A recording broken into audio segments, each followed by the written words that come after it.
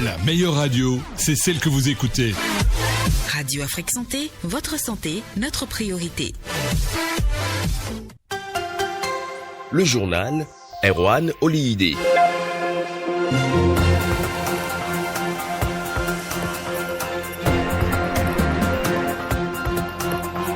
Nous sommes lundi 5 juillet 2023. Bonjour à tous et à toutes. Vous êtes au bon endroit pour vous informer. À la une du journal, la pollution environnementale est la cause de nombreuses maladies insoupçonnables et mortelles. Les conséquences de la pollution environnementale sur la santé humaine retiennent notre attention en ce jour dédié à la célébration de la Journée mondiale de l'environnement. La nutrition est également au menu de ce journal. Bénéfique pour notre santé et facile à intégrer dans notre alimentation, les épices ont de nombreuses vertus. Les explications du nutritionniste Serge Patrick Zimvoedo sur les bienfaits des épices sont à suivre en milieu du journal. Et puis, la gastroparésie est une paralysie chronique des muscles gastriques réduisant la capacité dont disposent ces muscles à se vider normalement. Pour tout savoir sur cette maladie de l'estomac, gardez votre position d'écoute. Et c'était les principaux titres du journal. Nous sommes en direct du studio Vincent Folly de Radio Afrique Santé et Beta Dabomé Calavi au Bénin. Le développement s'impose à présent. Depuis 1972, le 5 juin de chaque année est consacré aux défis environnementaux auxquels la planète fait face. C'est la journée mondiale de l'environnement. L'espèce humaine est au quotidien le principal acteur de la pollution de son environnement. Mais comme un effet boomerang, elle en paie les frais. Le réchauffement climatique est la conséquence de certains polluants libérés dans l'environnement du fait des activités humaines. Anas Seko est spécialiste de la communication d'impact environnemental et nous expose les conséquences des pollutions environnementales et atmosphériques sur la santé humaine. On l'écoute. Le changement climatique a d'énormes problèmes sur la santé publique. Déjà, on parle de prolifération des maladies infectieuses parce que avec l'élévation de la température, certaines bactéries, certains microbes se développent un peu plus facilement. Les températures élevées augmentent également la concentration d'ozone, ce qui peut endommager le tissu pulmonaire et causer des complications chez les asthmatiques et les personnes souffrant de maladies respiratoires. Les déchets plastiques se retrouvent dans les caniveaux. Les déchets plastiques se retrouvent dans les décharges. Et les gens, parfois, ils sont obligés de les brûler. Lorsqu'ils les brûlent, il y a émission de monoxyde de carbone et de beaucoup de molécules dangereuses pour la santé que les gens respirent. Et vous savez, les molécules comme ça, ils s'envolent comme de la poussière. Et quand tu brûles par exemple un déchet dans un quartier, celui qui est dans l'autre quartier peut être impacté par l'émission de composés toxiques. Et donc lorsqu'on parle de molécules, c'est tellement fin que quand ça vient sur ta peau, ça rentre dans ton corps. Ça va se poser sur la mangue. Et quelqu'un se lève, un enfant, il va cueillir la mangue. On mange et on mange encore ces molécules toxiques-là. Et ces polluants-là peuvent s'accumuler dans les organismes, créer à long terme des cancers, même la perte de fertilité. Parlons nutrition à présent, alliés santé, mais seules les épices sont utilisées partout dans le monde pour préparer les aliments, principalement en raison de leur arôme ainsi que de leurs propriétés cosmétiques et médicinales, notamment antioxydantes et anti-inflammatoires. Quelles sont donc les vertus que regorgent ces substances aromatiques? Élément de réponse dans cette production réalisée par Evody Kokoye. Très souvent utilisées en quantité modérée comme conservateur, assaisonnement ou colorant, les épices sont des substances aromatiques diverses d'origine végétale dont la saveur est plus ou moins parfumée ou piquante. Bénéfiques pour notre santé, faciles à intégrer dans notre alimentation, elles ont de nombreuses vertus, fait savoir Serge Patrick Zimvoedo, nutritionniste diététicien. Mais il énumère d'abord les différents types d'épices que nous avons. Les différents types d'épices que nous avons sont énormes. Nous avons le curcuma, le piment, le clou de girofle, l'oignon, l'ail, le gingembre, la cannelle, le thym, le fenouil et aussi le poivre noir. Les bienfaits des épices sont très énormes. En fait, c'est des antibactériennes, anti-inflammatoires, antifongides. Donc, les épices jouent le rôle contre. Ils sont là pour nettoyer le sang, pour revitaliser les globules rouges, les globules blancs. Ils sont là pour faire sortir les impuretés du sang. Ils sont là pour aider les organes éliminatoires à retrouver leur mobilité, leur fonctionnement. Les épices ont d'autres vertus sur la santé. Elles agissent aussi en secret. Elles contiennent des centaines de molécules qui ont des propriétés antioxydantes, anti-inflammatoires et digestives, selon le spécialiste Serge Patrick Zinvoedo. Les épices ont des particularités digestives et antioxydantes parce que déjà qu'ils sont anti-inflammatoires. Je prends par exemple le clou de girofle qui favorise la digestion avant et après le repas.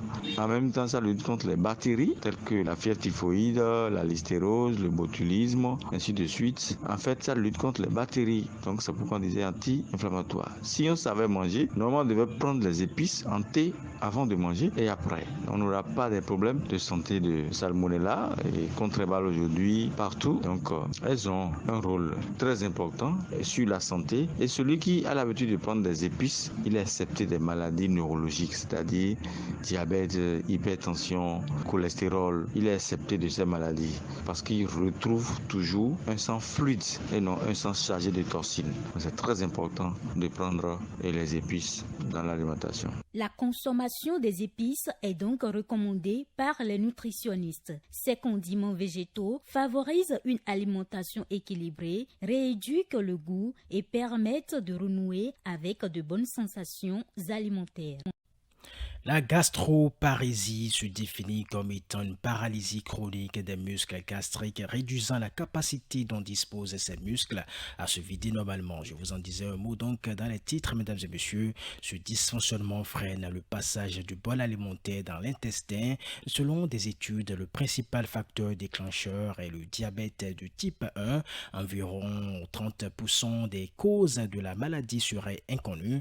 Selon le médecin généraliste Patrice Moyet, 4% de la population sont affectés par cette pathologie. Quels sont les signes avant-coureurs de la gastroparésie? Élément de réponse avec le Dr Patrice Moyet.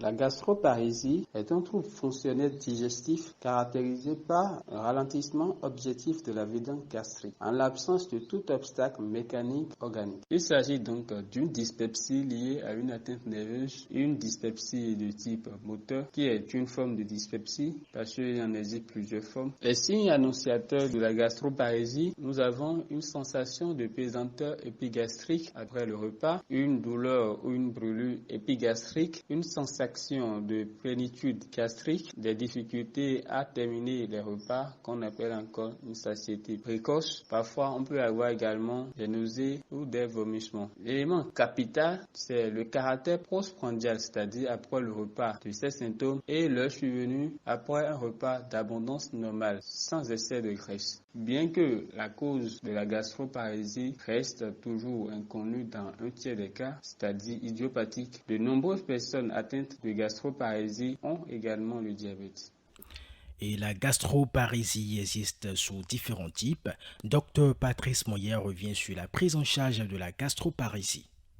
La prise en charge de la gastroparésie est basée d'abord sur les mesures hygiéno-diététiques. Ensuite, on a la psychothérapie, parce que c'est une maladie chronique. Nous avons également les traitements médicamenteux. En ce qui concerne les mesures hygiéno-diététiques, il faut pratiquer une activité physique régulière. Il faut une hygiène des repas et des boissons. Il faut fractionner les prises alimentaires. Les repas doivent être pris au calme à heure fixe. Et il faut bien mâcher les aliments pour éviter l'intrusion d'aliments bruts. Il faut prendre au moins 2 litres d'eau par jour. Il faut éviter les boissons gazeuses. Il faut éviter les aliments gras et l'alcool qui vont ralentir la vidange gastrique. Et si vous êtes diabétique et que vous souffrez de la gastroparésie à cause du risque d'hypoglycémie, il est conseillé d'avoir des comprimés de glucose. Le traitement est basé également sur la psychothérapie qui est toujours de mise. Enfin, on a le traitement médicamenteux qui est basé sur les agents de la motilité qui augmentent la vitesse du péristatisme. Également, on peut utiliser les inhibiteurs de la pompe à protons. Également, on peut utiliser les antiacides. Une brève avant de prendre un congé de vous, mesdames et messieurs. Le vendredi dernier, la Tanzanie a déclaré la fin de l'épidémie de la maladie à virus Mabou. Ce virus a sévi dans la région de Kagera au nord-ouest du pays depuis plus de 2 mois et a fait plusieurs morts. L'épidémie de la maladie à virus Mabou a fait au total, je cite, 9 cas dont 8 confirmés, 6 décès ont été également enregistrés lors de l'épidémie. Celle-ci a été déclarée le 21 mars après que des analyses de laboratoire ont confirmé que le virus Mabou était à l'origine de décès et de maladies préalablement signalées dans la région. Fin de citation. Selon les informations lues sur le site de l'Organisation mondiale de la santé, c'était la première épidémie de cette maladie dans le pays.